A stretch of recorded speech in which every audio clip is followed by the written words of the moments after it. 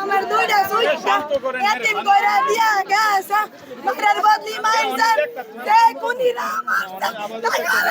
এমতে কাইটা লাইতো হইবা নাইতা আমি বাস্তম না আমি মইরা আমি কাছে কাটাবো আমার তো জামাই নাই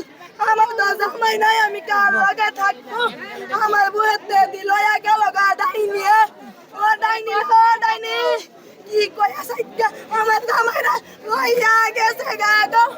আমার জীবতে বাবা করে বাবা রে আইনা তো কইতে আমি আইনা দিমু জিনিস কাছে আমি স্যারের কাছে বলতাছি তার যেতগুলা লোক তোর আছে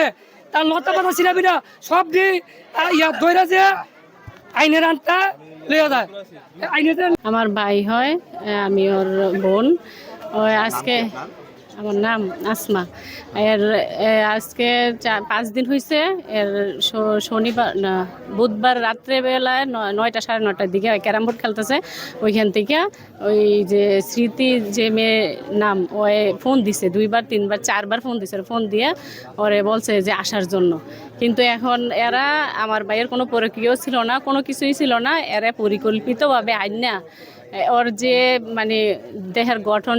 মানে ওই যে শক্তিশালী ওরে ওই যে বলছে যে মেয়ে আর মেয়ের স্বামী মিললে ওরা হত্যা করছে ওরা কখনোই ওর সাথে পারতো না ওরা যে কোনো একটা পরিকল্পনা করে কারোর সাথে এর আইনা এই যে মারছে আজকে এত এখানে এসে তার নাম হলো হোসেনকে আমরা আটক করি প্রথম বছর কোনোভাবেই সে স্বীকার করতেছে না কোনো বিষয় পরবর্তীতে ব্যাপক জিজ্ঞাসাবাদের পরে হ্যাঁ হয়তো সেক্ষেত্রে ওর 5টা 5:30টার দিকে স্বীকার করে যে ঘটনা সে ঘটাইছে এবং কী কারণে ঘটাইছে সেটাও বলছে তার বিষয়টা এমনই বিষয় তার স্ত্রীর সাথে যে হত্যা করা হয়েছে তার সাথে একটা অবৈধ কোনো সম্পর্ক ছিল ওই সম্পর্কের জের হিসাবে যে হোসেন ক্ষিপ্ত হয়ে প্রতিশোধ পরায়ণ হয়ে তাকে তার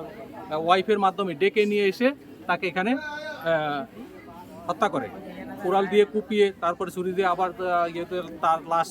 3 টুকরা করা হয় 3 টুকরা করে এখানে যে পাশে যে এখানে খাল আছে খালে ফেলে দেয় এই বিষয়টা সম্পূর্ণভাবে তার জিজ্ঞাসাবাদে এবং টোটাল বিষয়টা আমরা অবগত হই এবং এর প্রেক্ষিতে হোসেনের যে ওয়াইফ আমরা আটক করি দুজনকে আলাদা আলাদা জিজ্ঞাসাবাদ করার পর টোটাল বিষয়টা আমরা মানে উদ্ধার করতে সক্ষম হই এবং বিস্তারিত জানতে সক্ষম হই। আচ্ছা, কিভাবে এই ভিকটিম নজরুলের মোবাইলটা কিভাবে ক্যান্টনমেন্টে গেল এই বিষয়টা যদি একটু বলতেন। এই বিষয়টা হলো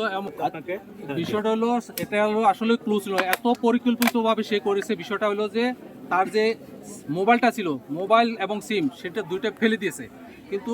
এটা একটা সিম, তার ব্যক্তিগত যে সিমটা ছিল সেই একবার একটু ইউজ করার কারণেই আমরা ট্রেস করতে পেরেছি। তা না হলে আসলে মানে তারপরেও মানে ট্রেস করে যদি ওই বিষয়টা না করতো তাহলে আমরা হয়তো মানে তাকে এখনো ট্রেস করতে পারতাম না। মোবাইলটা ছিল যে তার সিমটা, সেই সিমটা ছিল অন্য একটা মহিলা, মানে পরের যে ইয়েটা যেভাবে তাকে যেভাবে পাওয়া গেল আর কি। দর্শক আপনারা শুনছিলেন